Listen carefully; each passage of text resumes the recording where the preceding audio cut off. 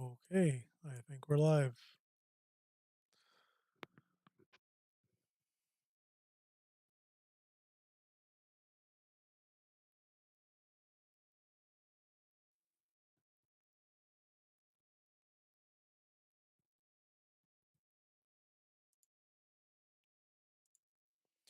All right, day two.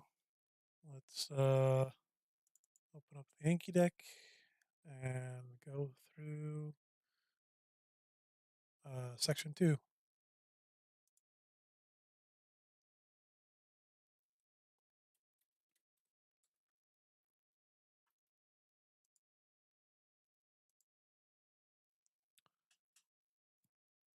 Okay, so first question.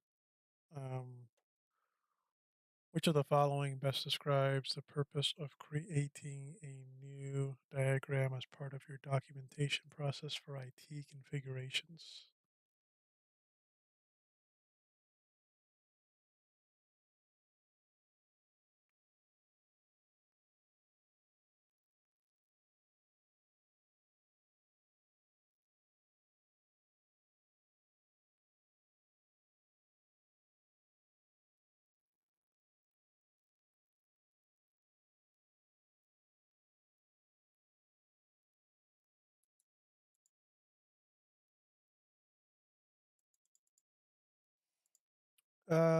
So in this one, it's asking us what's the um, what which of the following best describes, uh, you know, if you went and created a diagram as part of your documentation for your current IT systems or configuration? Going through these, you can see that to document the operating system version in use is something that wouldn't really relate to networks. To understand the firewall settings of an application, well, you don't usually diagram the network when you're trying to do that for an app. You'd have like a firewall doc or an application config doc, something that would pertain to the app itself.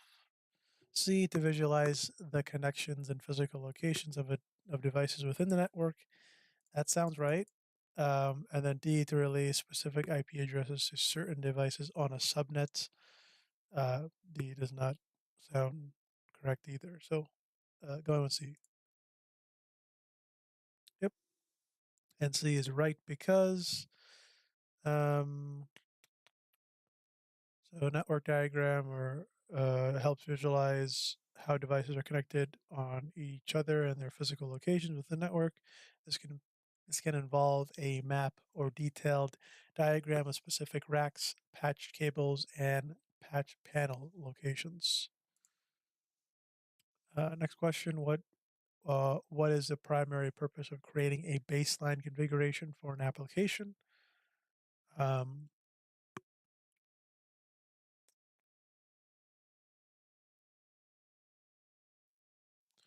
so we got baseline configuration for an app, and what's the purpose of that?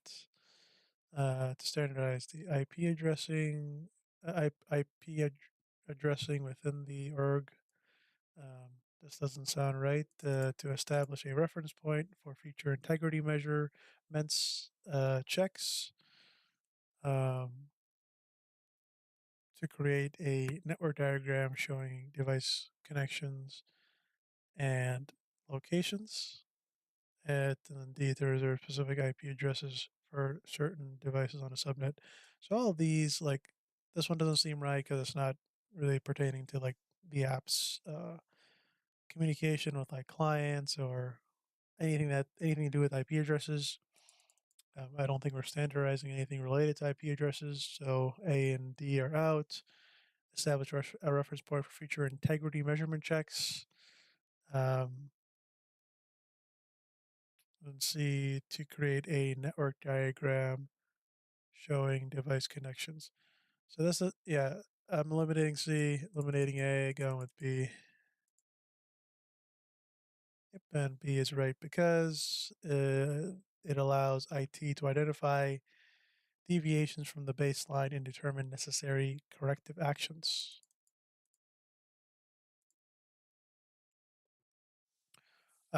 Why is it important to have a standardized naming and numbering convention for devices and cables in an IT environment?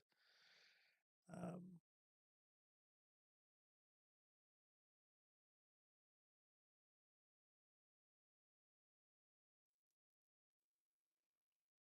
so we got, why is it important to standardize naming, numbering conventions for devices and cables in an IT environment?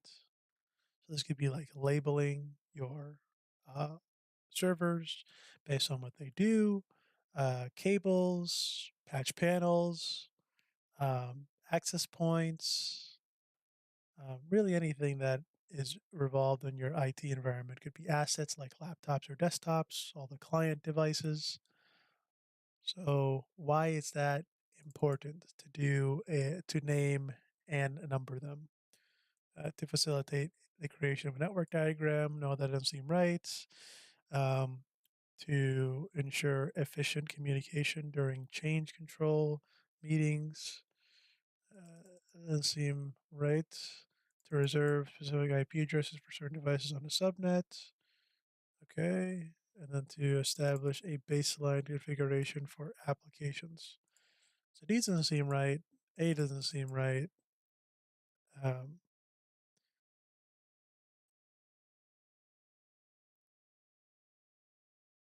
reserve specific IP addresses for certain devices on the subnet, which trigger effective communication during change control management. Or sorry, change control meetings.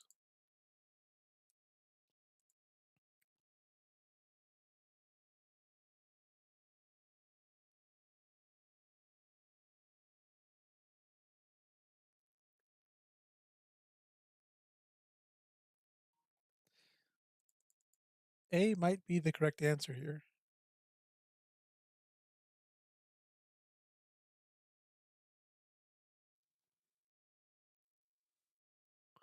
It would make sense. Naming and numbering stuff would help facilitate the creation of the network diagram. Change control meetings, well, I don't think all the people in change control would understand what like patch panel 1 means, but it could help in communication, I guess. So A and B, yeah, or it could be C. Unsure about this one. Okay, so effective communication during change control.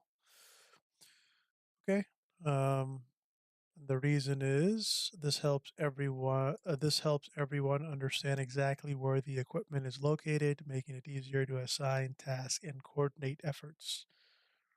Gotcha. Okay, we'll come back to this one.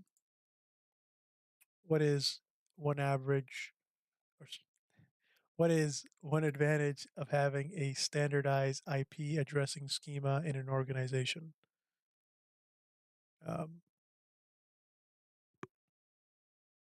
simplifies device naming and numbering, um, ensures that each device has a unique IP address, facilitates better management of subnets and IP addresses.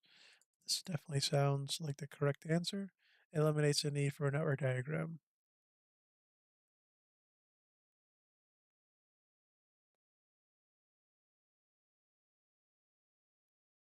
Going with C. Yep. And C is correct because this can help ensure that IP addresses are used consistently across different locations, making it easier to manage and troubleshoot the network. Okay. What does the term data sovereignty refer to in the context of data protection? Okay. Um, data sovereignty be that it is Um, sovereign is definitely used in legal speak. Understanding and complying with laws and regulations associated with data based on its geographic location. D might be the right answer here, but let's read the other ones. Replacing sensitive data with a completely different set of data, making sensitive information with asterisks, encrypting data with confusion and diffusion. Going with D on this one. All right, we got it. Um, an example of such okay, so let's see here. Data sovereignty refers to the need for understanding and complying with laws and regulations that apply to data storage and handling based on where the data geographically resides. An example of such regulation is the General Data Protection Regulations, or GDPR for short, in the European Union. Okay, cool. We got this one right, so we'll move on. What is an important factor to consider when storing backups offsite to maintain security and control over the data? So, what we're doing here, what's important when storing backups offsite to maintain security control over the data. Um, Encryption algorithms use for backups. The geographic location of the offsite storage, potentially correct. The number of backups copies of the number of backup copies made. The frequency of automatic updates. Going with B. Okay, got this one right. Uh, this is because different locations may have different legalities and regulations concerning data storage, access, and control. Additionally, the geographical location may affect how quickly and easily personnel can access the site in case of a disaster or attack, and whether they will need travel documentation such as a passport to reach the location. Okay. Sorry, guys, a little tired, but let's move on. Which step is crucial in response and recovery processes for an organization dealing with a security attack? Which step, okay, crucial in response recovery for an org dealing with a security attack? So in this case, we're looking for something that would be done in response and recovery. Training employees to use SSL for all communication. Uh, no, that doesn't seem right. Documenting the entire response and recovery process. Okay, that does seem right. Ensuring all employees have valid passports. No. Storing sensitive data on local devices only. Yeah, no, that doesn't seem right. We're going with B on this one. All right. This documentation helps in understanding and identifying when an attack is occurring, containing it, and limiting the scope of the attack. Having a well documented process also ensures that everyone knows the next steps to be taken during an attack.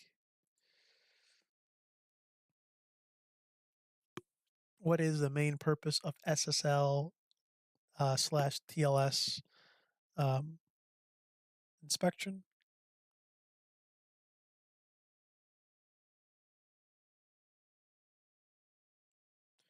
So this is just using this is used to basically encrypt web traffic. HTTPS is the form of this. So whenever you see a website using HTTPS, that S stands for secure, which is using um, uh, uh, security protocols like SSL and TLS.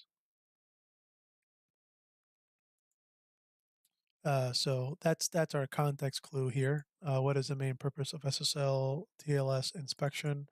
To compress data for faster transmission. Well, no, that's not what it's used for. Um, to analyze encrypted data for potential malicious content. So it is used to encrypt data, right? So we know that.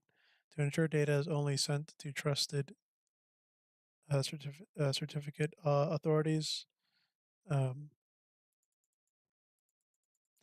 doesn't seem right. I don't know why you would just send the data to only the CAs here to generate digital signatures for secure communication.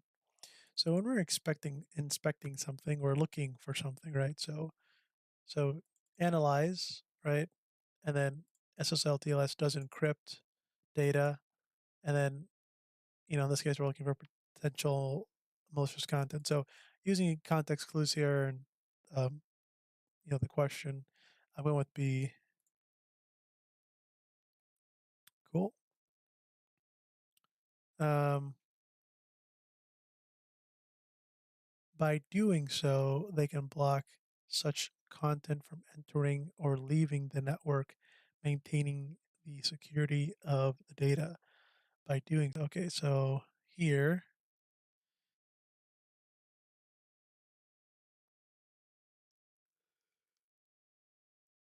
yeah. So since we answered B, um, if they were to inspect SSL or TLS, they can see that if content was blocked or not, and what happened when they entered the network and when they left the network.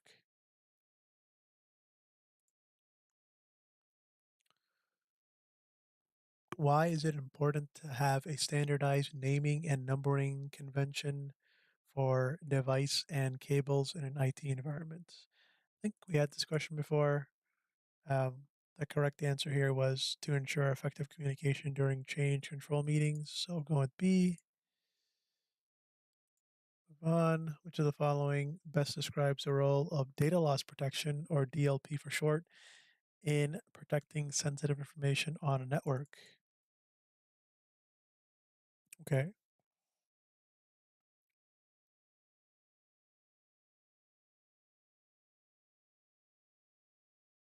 Which of the following best describes the role of DLP in protecting sensitive information on a network? Okay.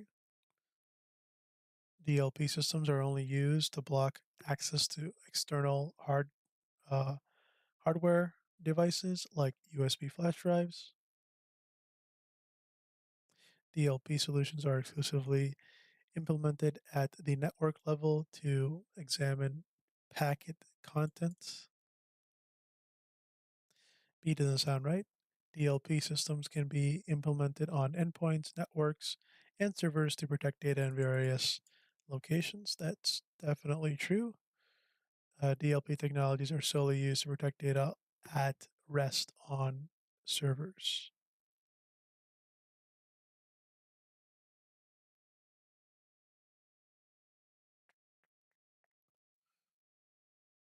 The role of DLP to protect data in various locations, to protect data at rest. I would assume C would be the right answer, but D is a possible candidate. Yeah. So C was the right answer. Um, they can be implemented at endpoints like workstations and devices to examine data transfers. They can also be deployed at the network level to inspect packet content and protect data in transit. Additionally, DLP systems can be used to secure data at rest servers. Hey, that's funny. We thought it was both, but yeah, I guess Josh indicated that it could also be D. So cool. Well, that C and D kind of go hand in hand, but the best answer here would be C, right? And then he linked Professor Mezer's uh, video course for the uh, for the sys or SY 0601. What is the primary purpose of data masking? So masking usually involves hiding the identity of something, right? Just using English uh, clues here, context clues from a grammatical perspective. Um, so in the English word, masking means to hide or to, uh, you know, not show your true identity. Um, so let's see, data masking to encrypt the data using specific key. No, to replace sensitive data with a completely different set of data. To obfuscate sensitive data, making it more difficult to read. Definitely sounds like something a mask would do. To restrict user permissions on documents. I think the correct answer is C. Yep. This makes the data more difficult to read and helps protect it from unauthorized access. Obfuscation adds things, uh, adds or uh, replaces parts of the data with other characters. Example, asterisks. Or it could be anything, numbers, letters. Um, just so it's to make it more difficult for that information to uh, be seen. What is an important characteristic of data encryption that ensures ciphertext is very different from the original plain text? So ciphertext usually leads, in this, uh, a cipher is, you know, uh, like a cryptic code of letters. Um, Ciphers are used like in web servers to basically assign what protocols are allowed to communicate on the web server. I know you can like disable ciphers on web servers. Um, yeah, but back to the question. That was a random tangent. What is an important characteristics of data encryption that ensures the ciphertext is very different from the original plain text? Very different.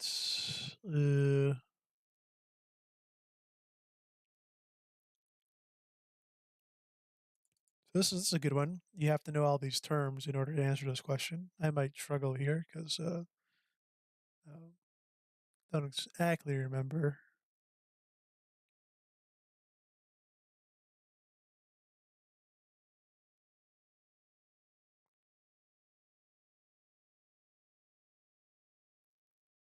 I think it's diffusion.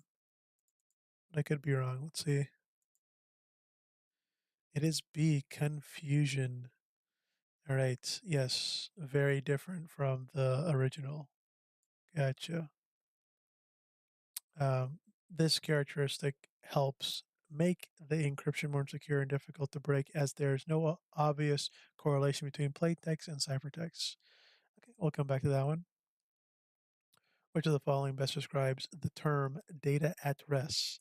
So data at rest, or when something's at rest, it means it's not in motion, means it's kind of sitting still, kind of like when someone's laying down, they're not moving around. So data at rest or data not moving. Um, this means uh, data that is being processed in the system memory. data that is moving across the network, data that is stored on a storage device, data that has been tokenized. So, data that's been processed in system memory would mean that this data does not get changed. As far as I'm aware, system memory does get removed. Data moving across a network is something that's active, so that wouldn't be at rest.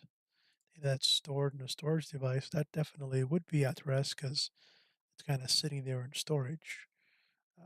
And the data that's been tokenized, I don't think that's the correct answer. So I'm going with C.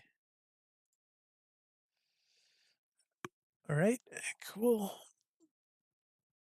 Data that has been stored in a storage device, data at rest, refers to the data that is stored on a storage device, such as a hard drive, SSD, NVMe, or M.2 drive. It is not actively being processed, transmitted, or manipulated. To protect data at rest, encryption and permissions can be applied to the data on the drive. Uh, cool. Move on. Which of the following methods is used to protect data in transit or data in motion while it is being transmitted across a network?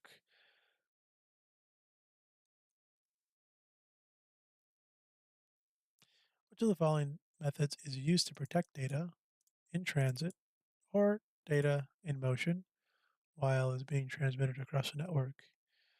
Hold disk encryption. Well, it's being transferred across the network, so disk encryption here wouldn't be very useful, or I mean useful at all because a disk is physical, like on a system, so not on the network specifically.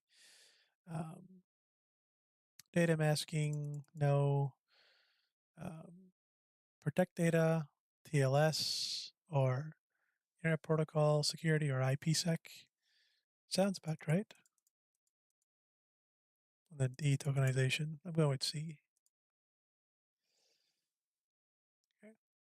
TLS or IPsec to protect data in transit or data in motion, which refers to the to data being transmitted across a network. TLS or IPsec is used.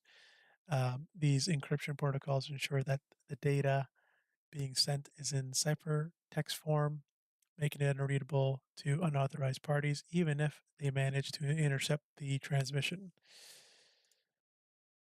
Which of the following best describes data in use? Which of the following best describes data in use protection mechanisms? So essentially, how to protect data in use, or what describes that? Um, when data is in use, um, it's being actively accessed. Um,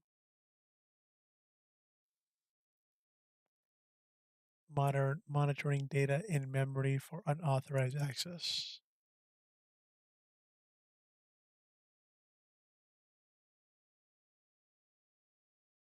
So we're looking for a protection mechanism, right?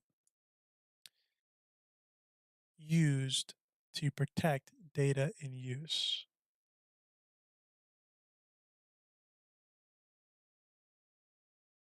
So monitoring wouldn't actually protect anything, right? Tokenization here wouldn't make sense. TLS wouldn't make sense. That's from a network standpoint. So I'm going with A, hold disk encryption.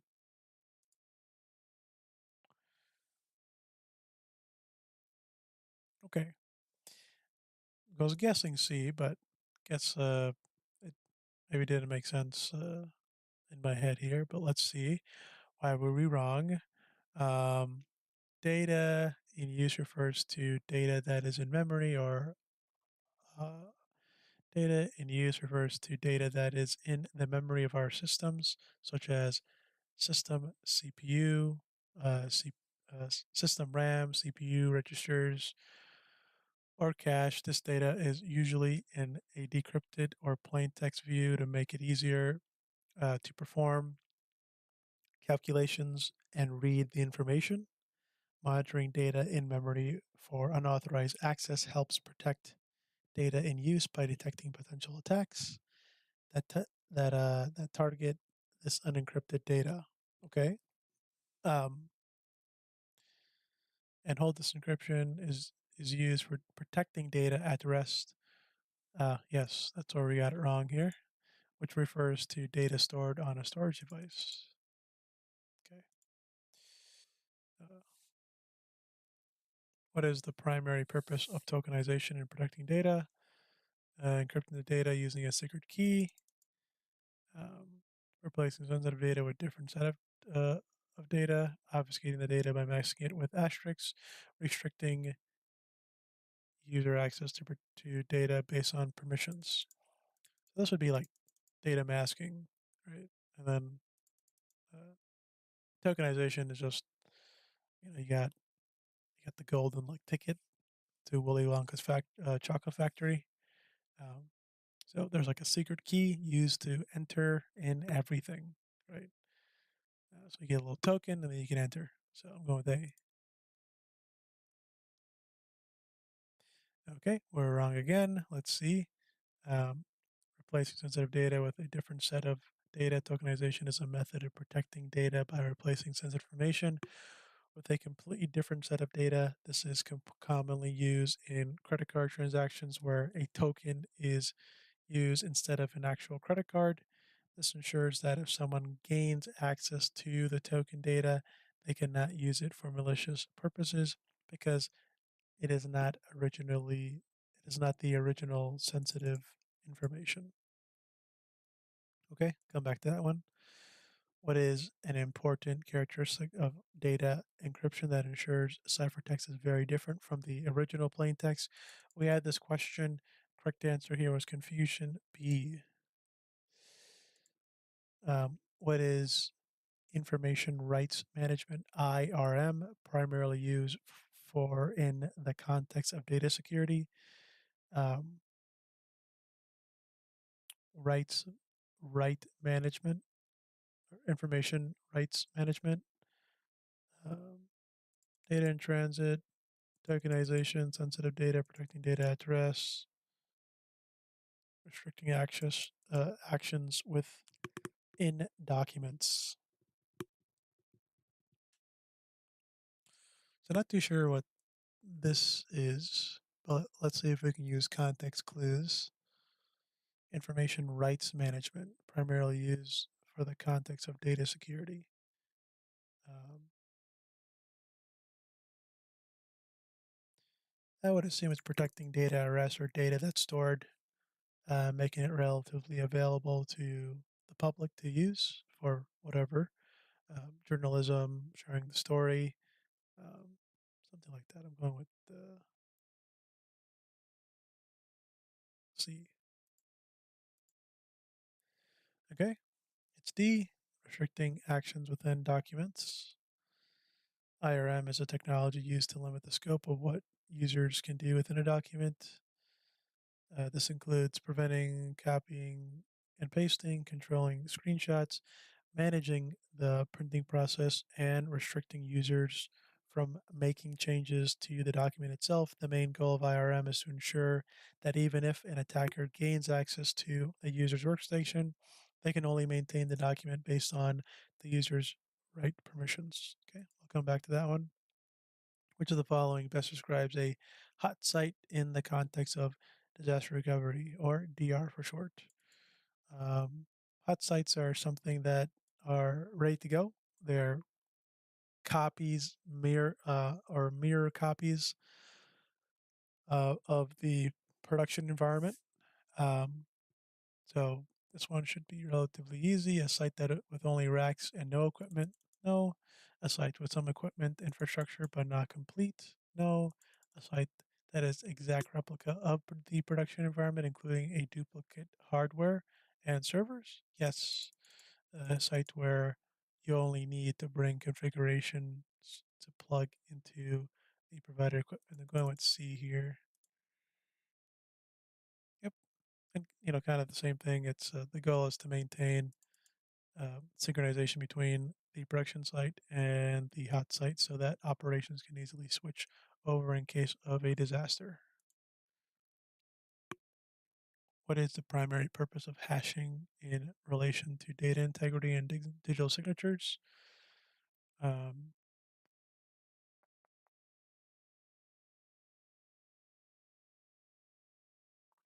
data hashing in relation to data integrity and digital signatures. Um,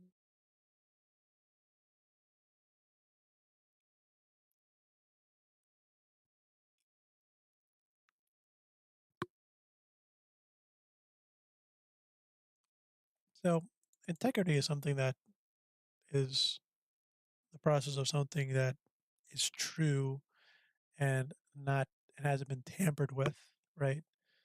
A digital signature is like a kind of like a fingerprint, almost like an authorized way to check if this is a um, official place you're supposed to be in. Um,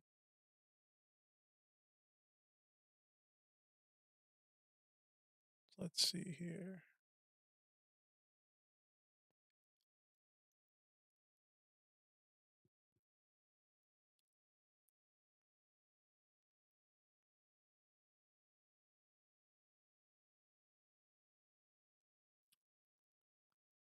Yeah, so none of these seem right outside of outside of B.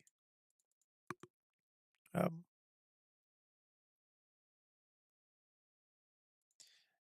because the premise here is that it's saying it cannot be reversed, or in this case, it can't be like changed, uh, meaning that it is not tampered with, which means its integrity is held, and therefore it can be uh, seen as a trusted source. Go with B. This process is irreversible, meaning that once data is hashed, the original data cannot be retrieved.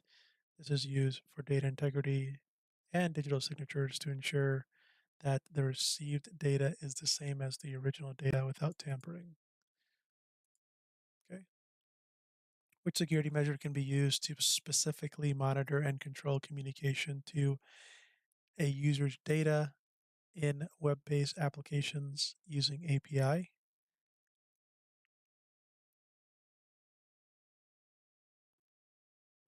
Which security measure can be used to specifically monitor and control communication to a user's data in web-based applications using an API?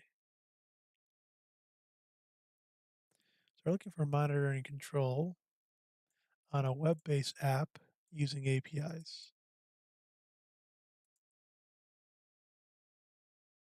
So um, encrypted protocols doesn't seem right. Limited access on a right, user's rights and permissions doesn't seem right. Next-gen firewalls uh, doesn't seem like you would solve this problem. We're kind of using context clues here to web base. So going with B as the answer.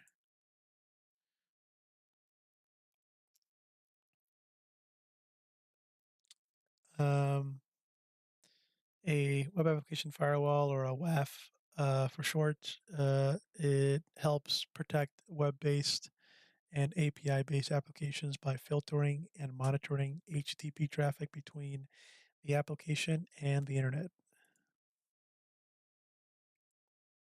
What is the primary purpose of tokenization in protecting data? I think we had this question. The correct answer was B, replacing sensitive data different with a different set of data.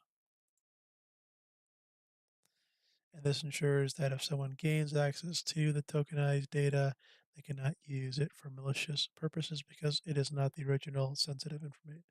It is not the original sensitive information. Which of the following best describes a cult site in the context of disaster recovery? So cult sites are something that um, just kind of has all the hardware available, but it isn't like built. So you would need to go in and like connect everything, get apps installed, configured, and power it on. So from a call site perspective, it's kind of like a a giant storage room full of servers that could be used in the event there is a disaster, but you'd have to go full blown, recreate the entire environment, um, and go from there. So that's what a cold site is, as far as I'm aware. So let's see. An exact replica of the production environment with duplicate hardware and infrastructure. So this would be a hot site, a room with racks and no equipment, data, or applications during uh, currently in place. A room with racks and no equipment, data, or applications currently in place. So no equipment. Don't think that would be the case here. A location with some equipment and infrastructure available but not complete replica of the production environment. C sounds about right. A temporary facility that only handles the data backups. Um, C. It's B. Okay, so it has no equipment, data, or applications currently in place. Okay, so that means C might be a warm site. So I guess I had that backwards. Um, Cold site requires bringing backup data and personnel to set up and run the system when it's needed. Okay, I'll come back to that one. Um, this is the IRM question that we saw a few minutes ago. So this is about restricting actions within a document. Answer is D. Move on to the following best describes a cold site in the context of disaster recovery. We just had this question. The correct answer was A, no equipment, data, or apps in place. Uh, okay, looks like that is all for part two, section two. So yeah, we'll be going over section three tomorrow, uh, and hopefully 4 and 5 uh, the days after, um, and then do some acronym studying, just to understand all the terminology and wording in the test. Um, my goal is to take it in a couple weeks, so we'll see how far we get. Um, um, yeah, I don't plan on understanding everything because you can see that I got some questions wrong today, but I think as long as I get the majority of it and we're kind of getting the ball rolling, we'll be okay. So yeah. Well, thanks for watching. Have an amazing day or night.